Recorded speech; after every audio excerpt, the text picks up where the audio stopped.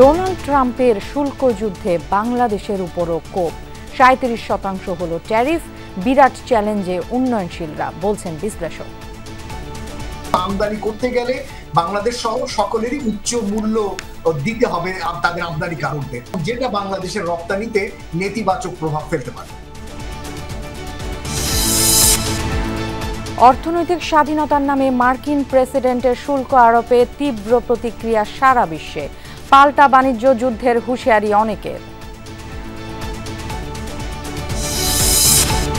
বিমস্টেক শীর্ষ সম্মেলনে যোগ দিতে থাইল্যান্ড পৌঁছেছেন প্রধান উপদেষ্টা। সাইডলাইনে ইউনুস মোদি বসবেন আগামীকাল।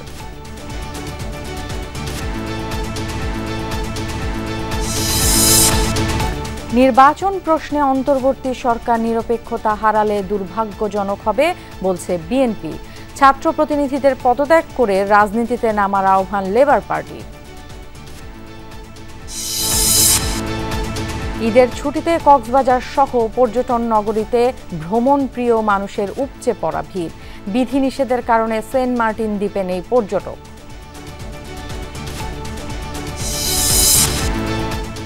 জন্মদিনে নিজেকে নতুন উচ্চতায় তুলে নেয়ার প্রত্যয় পেসার তাসকিনের। দুর্বলতা ও শক্তি মাথায় রেখে গেম প্ল্যান সাজানোয় মিলেছে সাফল্য।